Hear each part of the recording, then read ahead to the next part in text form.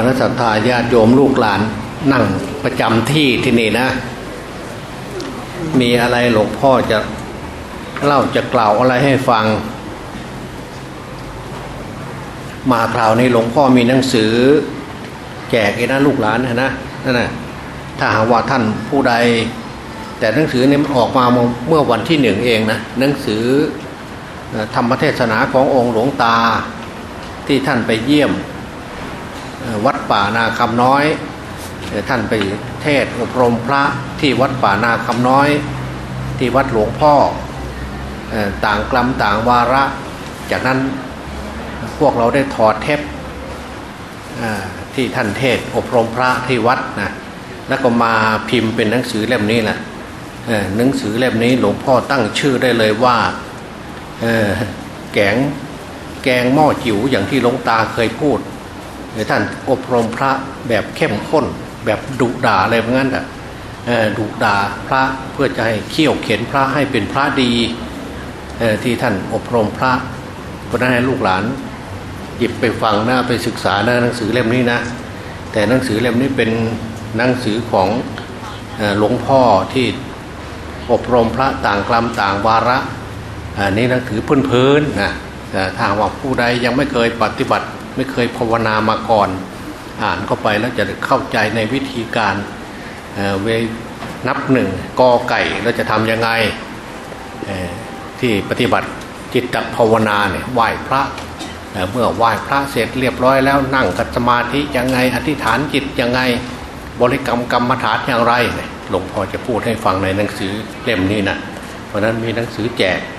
แต่ลูกหลานยังไม่เคยได้ยังไม่ได้ก็เอาไปคนละครอบครัวละ1ชุดนะไม่ใช่เอาไปมากไม่ได้นะถ้าเอาไปมากเอาไปกองไว้จะทำยังไงผลในสุดไม่รู้จะให้ใครผลในสุดไปชั่งกิโลขายไม่ได้นะขายก็ไม่คุ้มค่าหรอกเพราะนั้นเอาไปอ่านไปศึกษาถ้าลูกหลานแจกหลวงพ่อเองแจกข้าวต้มขนมเนี่ยก็แจกไปทานเสร็จแล้วก็จบไปเพียงวันเดียวนะแต่หนังสือเล่มนี้นะจะอยู่กับลูกกับหลานนานเท่านานลูกหลานเอาไปศึกษาเอาไปค้นคว้าแล้วก็อ่านแล้วก็นำมาประพฤติปฏิบัติปรับปรุงกายวาจาใจของพวกเราลูกหลานก็จะรู้แนวทางว่าจะวางตัวยังไงปฏิบัติตนอย่างไรจะประกอบคุณงามความดีอย่างไรอนาคตของเราจะเดินอย่างไรพวกเราจะเรียนรู้นะเพราะนั้นหลวงพ่อจะมีหนังสือแจกนะ2 เล่มใครออกไปก็หยิบเลยนะหนังสือแจกเป็นธรรมทานแล้วก็วันนี้เป็นวันที่20กุมภาพันธ์พุทธศักราช2559วันนี้หลวงพ่อฉันจังหันเสร็จแล้วก็จะไปที่กุฏิแล้วอีกไม่นานหลวงพ่อก็จะออกประมาณทักเที่ยงกว่าไปขึ้นเครื่องนะแต่ก็ในทางวัดของหลวงพ่อปลีกตัวลงมาคราวนี้ก็รู้สึกว่าปลีกตัวนะทำไมเพราะว่าหลวงพ่อจะจัดงานนะวันที่22นะลูกหลานนะถ้าว่าผู้ใดว่างจะขึ้นไปร่วมสมทบที่วัดหลวงพ่ออะไรวันที่22กุมภาเป็นวันมาฆบูชาหลวงพ่อจัดงานมาได้ 2-3 ปีแล้ว แต่ว่าก่อนหน้านี้เคยจัดไม่เคยเมื่อคุณแม่ชีแก้วล่วงลับดับขันตั้งแต่ปี35หลวงพ่อก็ได้จัดครบรอบคุณแม่ชีแก้วทุกปีแล้วก็ยกประเด็นคุณแม่ทำบุญอุทิศส่วนกุศลต่อผู้มีอุปการะคุณของวัดอย่างองค์หลวงตาเนี่ยนะองค์หลวงตาวัดป่าบ้านตาเมื่อโยมมารดาของท่านมรณภาพมรณะลงไปหลวงตาก็ทำบุญรำลึกถึงโยมมารดาขององค์หลวงตาหลวงตาตั้งชื่อว่าทำบุญเปิดโลกธาตุนะแต่เรานี่ไม่กล้าจะใช้ขับไม่น่าจะใช้ศัพท์มาไม่ควรจะใช้ศัพท์ของหลวงตาคำนั้นนะเราเพียงแต่ว่าเราทำบุญอุทิศส่วนกุศลต่อผู้มีอุปการะคุณของวัดคือวัดของเราแต่ละวัดมีผู้เสียสละทุนทรัพย์ก็มีมากหลายคนแล้วก็ผู้ที่ใช้กำลังกายลูกหลานศรัทธา ศรัทธาญาติโยมมาใช้กำลังกายทำทางเดินยังกรมได้ยากปลูกต้นไม้อะไรมีมากมายที่จะสร้างกุฏิสร้างศาลาขึ้นมาพวกเหล่านั้นก็มีมากแล้วก็ผู้ที่ใช้ความคิดจะพัฒนายังไงจะทำยังไงช่วยวัดอันนั้นก็มากอีกเหมือนกันเพราะฉะนั้นเมื่อท่านเหล่านั้นตั้งแต่สร้างวัดมาตั้งแต่ปี23ถึงปี59นะที่วัดป่านาคำน้อยร่องรอยตามอายุสังขารผู้ที่สร้างวัดเหล่านั้นได้มรณะไปก็มากมายหลายๆคนตามอายุสังขารเกิดแก่เจ็บตายแต่พวกเราที่อยู่เบื้องหลังปีหนึ่งน่าจะมีสักครั้งหนึ่งทำบุญอุทิศส่วนกุศลแต่ปีนี้ก็นะเรากำหนดเป็นวันมาฆบูชาต่อไปก็คงจะเป็นวันมาฆบูชาทุกปีนะเพราะเป็นวันหยุดพี่น้องประชาชนศรัทธาญาติโยมก็ไปได้เพราะเป็นวันหยุดราชการปีนี้มันหยุด3 วันโดยกันอีกต่างหากนะวันเสาร์วันอาทิตย์แล้วก็วันมาฆบูชาเพราะนั้นวันที่22นะคณะศรัทธาญาติโยมผู้ใดว่างที่จะไปได้ก็เชิญไปทำบุญร่วมกันที่ส่วนกุศลต่อผู้มีอุปการะคุณของเราทุกคนนั่นแหละไปร่วมกันทำบุญอุทิศส่วนกุศลถึงพ่อแม่ปู่ย่าตายายวงศาคณาญาติมิตรสหายส่วนจตุปัจจัยที่ได้มาในวันนั้นหลวงพ่อก็ดวงวิญญาณท่านเหล่านั้นก็คงจะรักเคารพในองค์หลวงตาคงอยากจะสร้างเจดีย์พิพิธภัณฑ์ของหลวงตาเหมือนกันนั่นแหละเพราะนั้นหลวงพ่อจึงจตุปัจจัยทั้งหลายที่ได้ในวันนั้นก็จะมอบเป็นกองทุนเพื่อสร้างเจดีย์พิพิธภัณฑ์ของหลวงตาต่อไปในอนาคตเพราะว่าอย่างพวกเราท่านทั้งหลายได้ฟังเมื่อกี้นะที่หลวงพ่อได้พูดใน MP3 ไว้ที่วัดป่าบ้านตาดการสร้างเจดีย์อันนี้จตุปัจจัยที่ทำบุญในวันนั้นหลวงพ่อก็จะรวบรวมเพราะหลวงพ่อได้ประกาศในงานวางศิลาฤกษ์ที่ทูลกระหม่อมท่านเป็นประธานหลวงพ่อบอกว่าหลวงพ่อจะรับในกลุ่มของหลวงพ่อเนี่ยจะสร้างเจดีย์พิพิธภัณฑ์ของหลวงตาเนี่ยรับไป50 ล้านบาทอันนี้คือหลวงพ่อได้รับไปแล้วนะแต่เป็นหนี้คำพูดอยู่แต่หลวงพ่อได้ถวายทุนกระหม่อมเมื่อท่านเสด็จไปที่วัดหลวงพ่อนะหลวงพ่อถวายไปละ2 ล้านนะเดี๋ยวนี้ยังเป็นหนี้คำพูดตัวเองอยู่48 ล้านนะลูกหลานนะ นี่แหละอันนี้ก็คือการทำบุญในวันนั้นจะได้รวบรวมจตุปัจจัยส่วนหนึ่งเพื่อเก็บเข้าไปกับเพื่อสร้างเจดีย์และก็เมื่อกี้นี่คุณชายป่ำและอาจารย์เจริญคุณอาจารย์เจริญบอกว่าจะมีการทอดผ้าป่าในอาทิตย์สุดท้ายของเดือนกุมภาเนี่ยนะแต่หลวงพ่อได้ยินหลวงพ่อมาก็ได้พบกับท่านนพดลท่านคงจะวิตกกังวลอยู่เหมือนกันว่าหลวงพ่อนรงค์อยู่ที่นู่นที่แรกก็ซื้อที่ดินไปแปลงหนึ่งแล้วแต่มันยังแคบอยู่แล้วมีโยมฝรั่งเขาอยู่ติดเขาจะขายที่เท่าไหร่ประมาณ7-8 ล้านอะไรนะผลในสุดก็เลยท่านก็หาทุนจ่ายไปแล้วล่ะจ่ายไปแล้วละลอกแต่เดี๋ยวนี้ยังเหลือเงินอยู่ประมาณ4 ล้านแต่4 ล้านเนี่ยก็เงินที่จะสำรองจ่ายไม่มีอยู่1 ล้านแต่ยังขาดอยู่ประมาณ3,200,000ที่ยังขาดอยู่ถ้าว่าเราจ่ายไม่หมดเขาก็คงจะยึดประกันยึดที่ดินของเราไปเพราะนั้นดูหลวงพ่อหวังมันถ้าพวกเราไม่ช่วยกันมันจะขายขี้หน้าตระกูลของพวกเราเพราะวัดนั้นก็เป็นวัดชื่อวัดหลวงตามหาบัวที่โคโลราโดที่สหรัฐอเมริกาก็ยังเหลือเงินอยู่เพียง3.2 ล้านเท่านั้นเองพวกเราก็น่าจะมารวมร่วมกันนะเพราะนั้นหลวงพ่อจึงได้นัดคณะศรัทธาญาติโยมและลูกหลานนะอาทิตย์สุดท้ายของเดือนนี่แหละเป็นวันที่28นะให้มาร่วมกันทอดผ้าป่าหาทุนเพื่อซื้อที่ดินแปลงนี่นะคณะสงฆ์ก็หนักใจอยู่แต่เพราะว่ามันสำหรับถ้าให้ผู้ใดใครผู้หนึ่งเป็นผู้แบกก็คงจะหนักแต่ถ้าว่าหลายๆคนช่วยกันหลวงพ่อว่าก็คงจะไม่หนักหนาแต่ทำไมคณะสงฆ์จึงไปซื้อที่โน่นเมืองไทยไม่อดที่จะสร้างแล้วเหรอแต่เราคิดอย่างนั้นก็ใช่แต่ตามไม่จริงถ้าคิดให้กว้างไกลนะการไปสร้างอยู่ที่อเมริกา ที่ไปสร้างไว้ที่นู่นก็ดีเผื่อพี่น้องประชาชนศิษย์ลูกหาขององค์หลวงตาไปอยู่ที่โน่นก็ได้บำเพ็ญกุศลและก็พร้อมกันถ้าหากว่าพวกเราลูกหลานคณะสัตยาญาติโยมไปตกทุกข์ได้ยากสักเสพเนจรหาที่เกาะที่พึ่งไม่ได้บางทีไปอยู่ที่โน่นอาจจะมีเรื่องราวอะไรเกิดขึ้นเราก็มองไม่เห็นเราก็มองเห็นวัดหลวงตาของเราเนี่ยวัดต้นตระกูลของเราเนี่ยยังมีอยู่ที่โคโลราโดถ้าเราอยู่ในใกล้ละแวกนั้นเราก็ไปพึ่งพาอาศัยได้ไปพึ่งพาอาศัยพระสงฆ์ได้ไปนอนที่วัดได้ไปอยู่นั่นได้แก้ปัญหาเฉพาะหน้า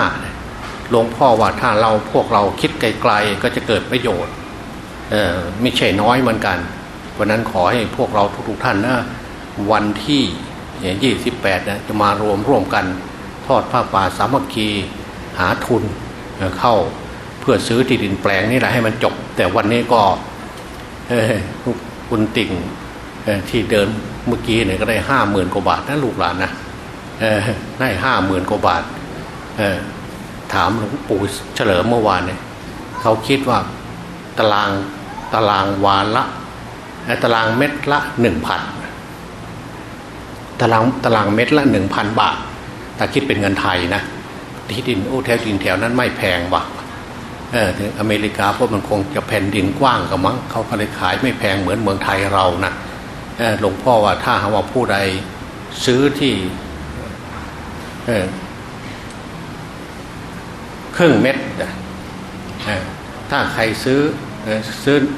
ครึ่งเม็ดก็ได้นั่ง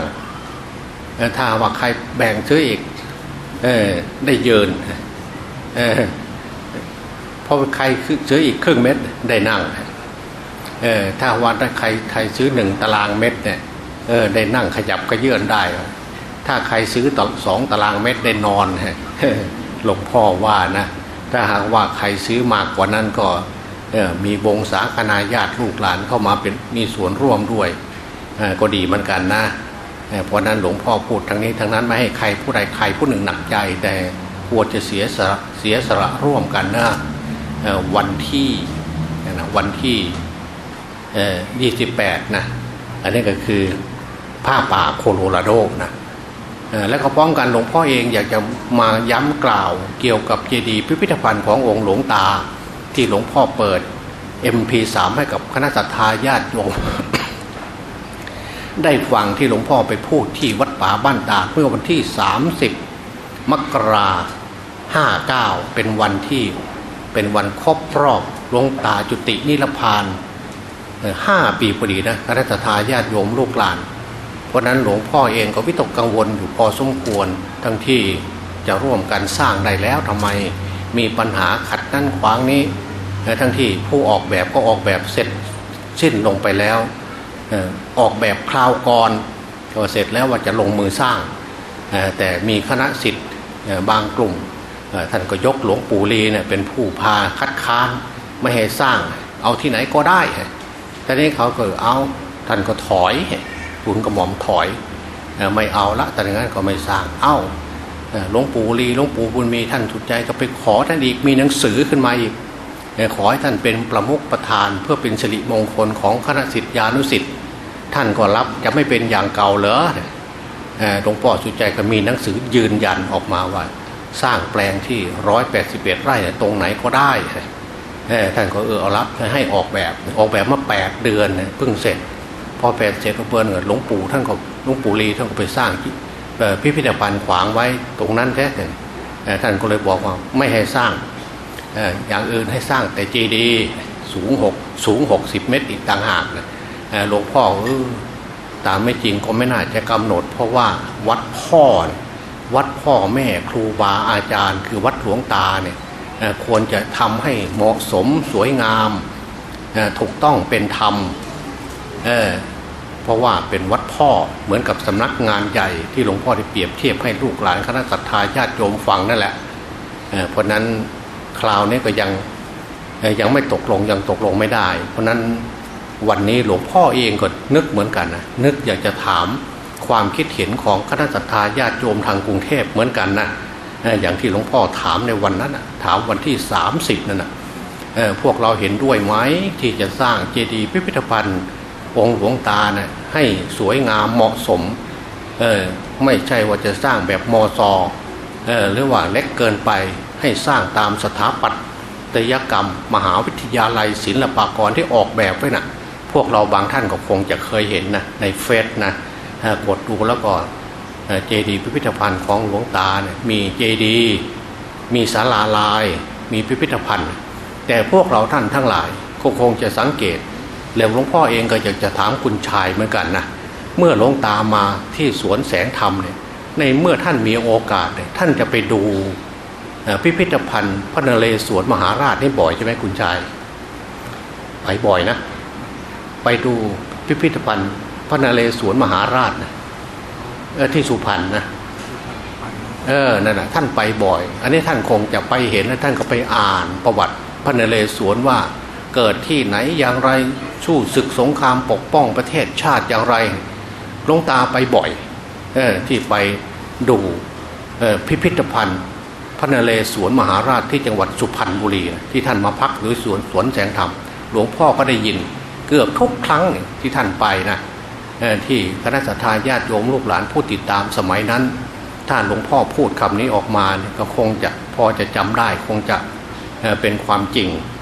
เนี่ยหลวงพ่อคิดว่าการสร้างพิพิธภัณฑ์ของหลวงตาไม่ใช่ว่าจะสร้างขึ้นมาแต่เพียงอัฐบริขารให้มองเห็นตอนนั้นก็คงจะมีคติธรรมหรือว่าประวัติความเป็นมาของหลวงตาอย่างไรหลวงตาทำคุณูปการให้กับประเทศชาติอย่างไรหลวงตาหาทองคำเข้าคลังหลวงค้ำประเทศชาติยังไงเมื่อประเทศชาติของเราในช่วงที่วิกฤตเศรษฐกิจปี39-40หาทองคำเข้าคลังหลวงตั้งได้ถึง13 ตันกว่าเงินดอลลาร์10 ล้านกว่าดอลลาร์จะหาใครผู้ใดในประเทศไทยที่จะทำได้อย่างองค์หลวงตาเพราะนั้นหลวงตาเป็นพระแก่ๆท่านออกมาเห็นแก่พี่น้องประชาชนเดี๋ยวนี้เงินทองเหล่านั้นอยู่ในคลังหลวงเป็นเครื่องประกันเวลาพิมพ์ธนบัตรออกมาธนบัตรของเราก็มีคุณค่าคือส่วนหนึ่งแหละเป็นค้ำแต่ไม่ใช่ทั้งหมดหรอกเพราะประเทศชาติไทยของเราก็คงจะมีทรัพย์สมบัติพอสมควรอยู่แต่อันนี้หลวงตาของเราเนี่ยก็เป็นส่วนหนึ่งค้ำประเทศชาติเพราะฉะนั้นพวกลูกหลานคณะสัตยาญาติโยมทุกคนหรือเมื่อจะทำสิ่งใดบูชาพระคุณหลวงตาคงจะทำให้เหมาะสมสวยงามถูกต้องเป็นธรรมนะคำว่าหรูหราโออาที่ว่าสร้างให้ย่อยๆหลวงพ่อก็ไม่พูดอย่างนั้นเหมือนกันนะคำว่าใหญ่คำนี้ก็คือใหญ่ในคุณค่าใหญ่ในคุณภาพใหญ่ในความเหมาะสมถูกต้องเป็นธรรมใหญ่ในคุณค่ามีให้เข้าสถาปัตยกรรมแห่งประเทศไทยมหาวิทยาลัยศิลปากรที่ว่าเลือกสรรแล้วนะทุนกระหม่อมท่านเลือกสรรแล้วว่าให้พระองค์เจ้าสิริภาจุฑาภรณ์ที่เป็นลูกสาวของพระองค์ท่านเป็นประธานท่านก็จบมาจากที่นั่นจากมหาวิทยาลัยท่านก็มองหาอาจารย์ของท่านว่าคนใดที่จะออกแบบแปลนนี้ได้ท่านก็มองเห็นท่านก็ให้คณะอาจารย์ทั้งหลายมาออกแบบช่วยกันเป็นเวลาตั้ง8-9 เดือนนะคณะสัตยาญาติโยมลูกหลานนะก่อนที่จะแบบเป็นแบบแปลนออกมาได้เพราะนั้นหลวงพ่อว่าขอให้สร้างตามแบบแปลนนี้เถอะเราไม่ได้เรียนมาทางนี้เราจะไปขัดขวางว่าไม่เหมาะสมไม่ถูกต้องเพราะเรายังอ่านแปลนก็ยังไม่ออกเพราะนั้นให้ถ้าเขาทำตามแบบแปลนออกมาแล้วนะหลวงพ่อมั่นใจว่าจะต้องเป็นศิลปะของไทยยุคเข้ายุคปัจจุบันให้เขาว่าเอาประยุกต์มาใช้หลายยุคมาสรุปมารวมกันมาสร้างในยุคนี้จะเกิดประโยชน์สวยงามเป็นที่เคารพสักการะของบรรดาศิษยานุศิษย์ทั้งหลายเพราะนั้นหลวงพ่อเองจะถามนะทีนี้นะพวกเราเห็นด้วยไหม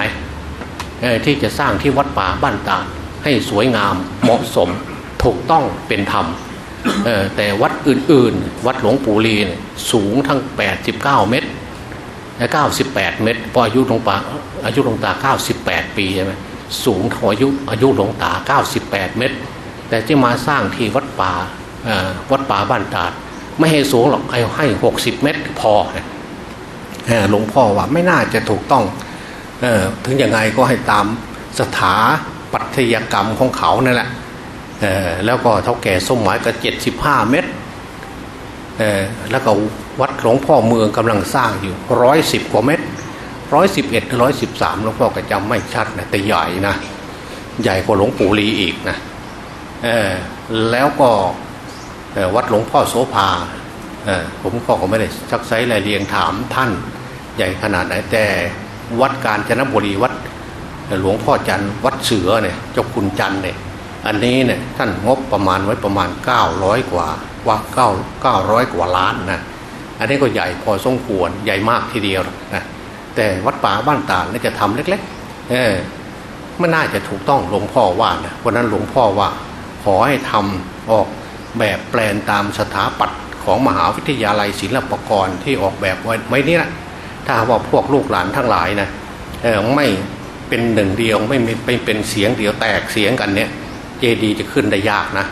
พูดอย่างนั้นได้เพราะนั้นหลวงพ่อไปณสถานที่ใดหลวงพ่อจึงได้ประกาศสาวเสียงจากพี่น้องประชาชนที่เป็นศิษยานุศิษย์ของหลวงตาเนี่ยให้เป็นหนึ่งเดียวเพราะนั้นหลวงพ่อจะมาที่สวนแสงธรรมแห่งนี้วันนี้ก็เห็นพี่น้องประชาชนมากแล้วว่าจัดอาหารวันนี้หลวงพ่อที่มาสวนแสงธรรมหลายครั้งวันนี้จัดอาหารมากที่สุดยาวนานที่สุดเดี๋ยวนี้เท่าไหร่10 โมงแล้วเนี่ยนะเพราะนั้นหลวงพ่อจะขอถามเลยในวันนี้นะขอให้ถ้าว่าพวกเราเห็นด้วยที่จะสร้างที่วัดป่าบ้านตาดนะเหมาะสมสวยงามตามสถาปัตย์หรือตามมหาวิทยาลัยศิลปากรที่ทูลกระหม่อมที่เป็นประธานเนี่ยที่มาจัดสร้างเนี่ยพวกเราเห็นด้วยก็ขอให้พี่น้องประชาชนที่นั่งอยู่ที่นี่นะให้สาธุเสียงดังๆ3 ครั้งพร้อมกันอ้าวประกาศแล้วนะที่นี่นะอ้าวถ้าเห็นด้วยที่สร้างอ้าวสาธุอีกอ้าวสาธุอีกหลวงพ่อก็สาธุสาธุสาธุเหมือนกับคณะสัตยาญาติโยมลูกหลานทุกคนนะเราจะต้องเชิดชูบูชาองค์หลวงตาของเราให้เป็นธรรมถูกต้องที่สุดนะไม่ได้เพื่อหลวงพ่อนะอย่าไปคิดว่าหลวงพ่ออินสร้างเพื่อจะให้หลวงบารมีหลวงพ่ออินอย่างนั้นอย่างนี้อันนั้นคิดผิดจะแล้วถ้าใครคิดนะหลวงพ่อจะมีอะไรพินัยกรรมก็มอบให้ข้าพเจ้ามอบให้พระสุดใจทันตมโนเป็นผู้จัดการมรดกของข้าพเจ้านะเห็นไหมท่านไม่ได้มอบให้ผู้ใดท่านไม่ได้มอบให้หลวงปู่ลีท่านไม่ได้มอบให้หลวงปู่บุญมีท่านไม่ได้มอบให้หลวงพ่ออินจัดการมรดกท่านมอบให้พระสุดใจทันตมโนเป็นผู้จัดการมรดกขององค์ท่านนะในเมื่อท่านสุดใจบอกเอ้า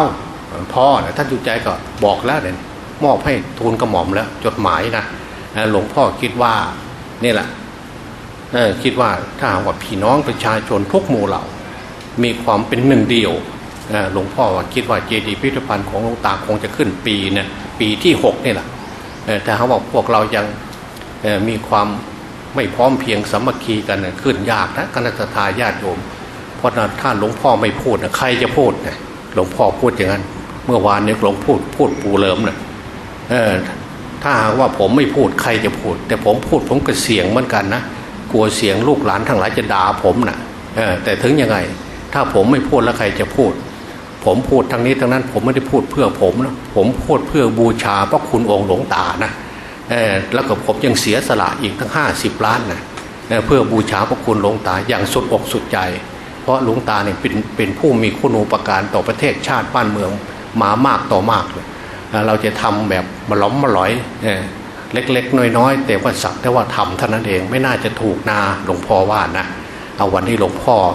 จัดอาหารก็นมนานอีกหลวงพ่อก็จะมาพูดเรื่องนี้แหละให้คณะสัตยาญาติโยมฟังแต่วันที่28นะหลวงพ่ออาจจะยังเสียงอีกครั้งหนึ่งเอาให้เสียงดังกว่านี้นะคราวนั้นนะเอารับพรในทีนี้นะยะถาวาริวหาปูราปริปูเรนติสาคารังเอวะเมวะอิโตทินังเปตานังอุปกาปติ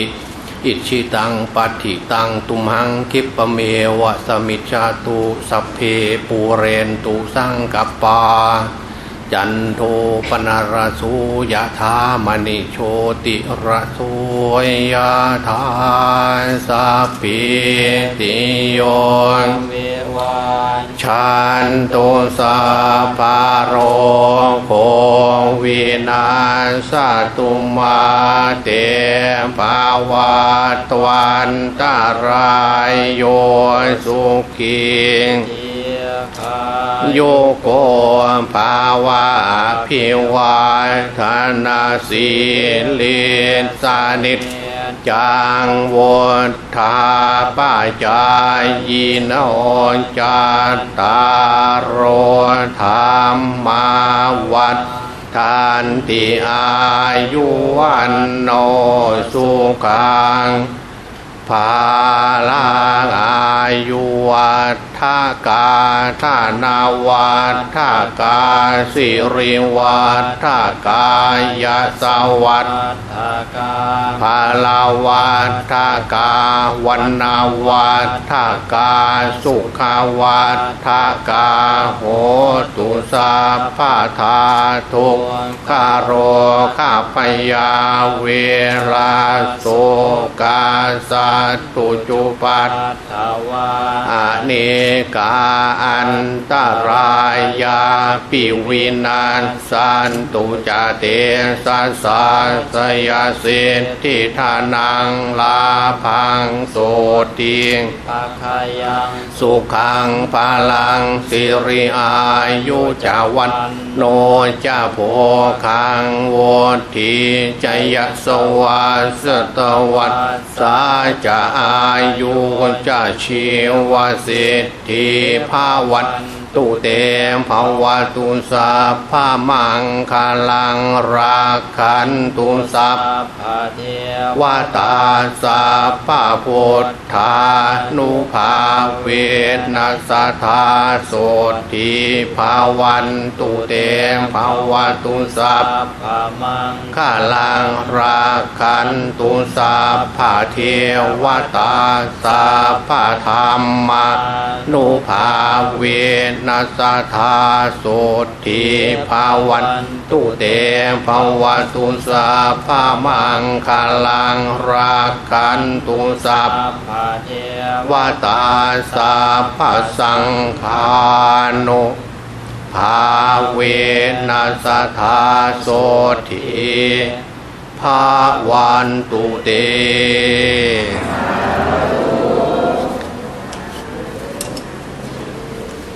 โอ้วันนี้ท่านสุวัตมานั่งฟังทานอาหารข้าวก้นบาทกับหลวงพ่อในวันนี้นะเนี่ยเห็นไหมลูกหลานเนี่ยท่านสุวัตลิ้มพตะพันลบเนี่ยรองนายกเนี่ยจะมานั่งอยู่ในกลุ่มของพวกเราเอาจัดอาหารทานกันในวันนี้เรื่องอาหารกันล้นหลามแล้ววันนี้หลวงพ่อเป็นทุกข์เป็นร้อนรวยเพราะทุกข์เพราะรวยวันนี้ตามไม่จริงหลวงพ่อฉันหน่อยเดียวตนเองนะอิ่มแล้วอันนี้หลวงพ่อรวยวันนี้เอาแจกอาหารให้ทั่วถึงนะลูกหลานนะคณะสัตยาญาติโยมนะ